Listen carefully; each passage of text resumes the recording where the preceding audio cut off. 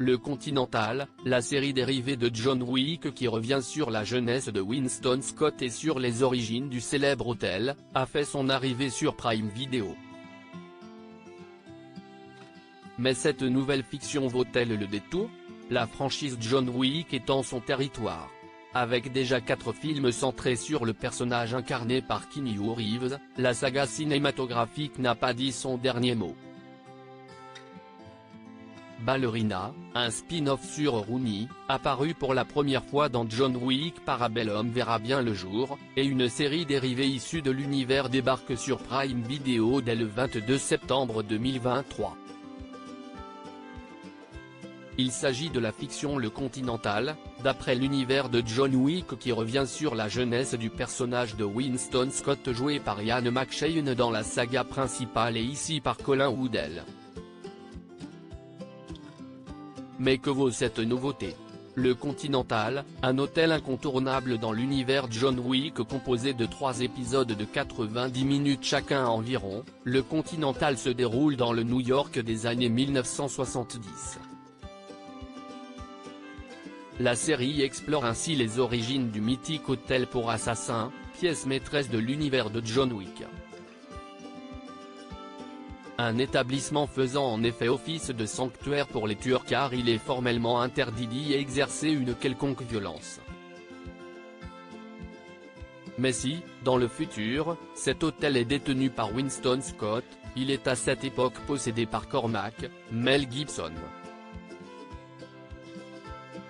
La fiction montre comment Winston a réussi à s'emparer des lieux et surtout, pourquoi. Le Continental, d'après l'univers de John Wick, une plongée réussie dans le New York des années 1970 dès le départ, la série Le Continental sort le grand jeu. Alors que les festivités du Nouvel An battent leur plein, Frankie, le grand frère de Winston, tente de s'emparer de la machine qui crée les pièces d'or utilisées dans l'hôtel.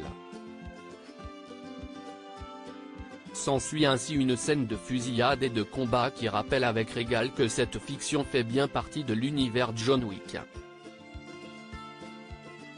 Sur fond de musique entraînante, cette séquence d'action extrêmement bien chorégraphiée en met plein la vue. Côté atmosphère et costume, si est-il a aussi une réussite.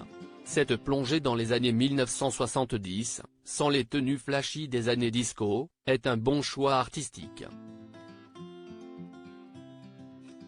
Les décors, quant à eux, permettent de voyager dans le New York de Winston.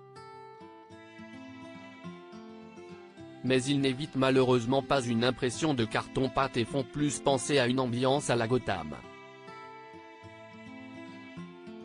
Le Continental, d'après l'univers de John Wick, des scènes d'action trop peu nombreuses. Si les scènes d'action sont réussies au fil des épisodes, elles restent trop peu nombreuses dans la série.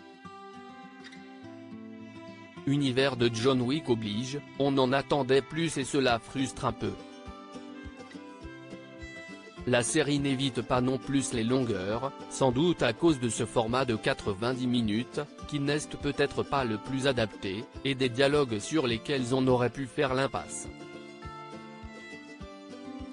Elle met surtout en scène une multitude de personnages et si est dommage, elle aurait mérité de se concentrer sur moins de protagonistes pour maintenir notre intérêt.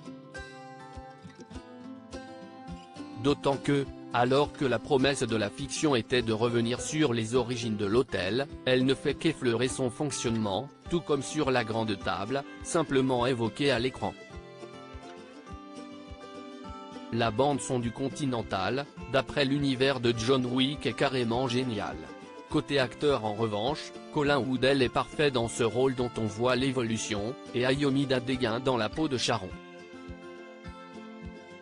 Si la série Le Continental n'approfondit pas assez son sujet, elle dévoile néanmoins à merveille le parcours émotionnel de Winston et son changement personnel.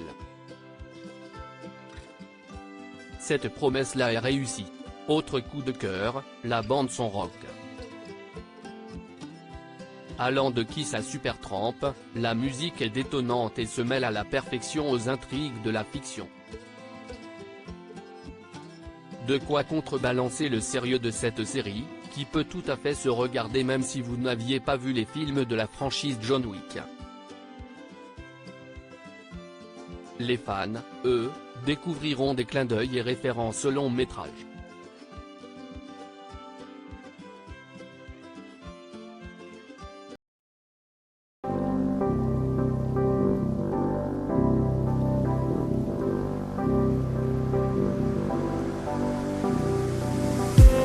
I just need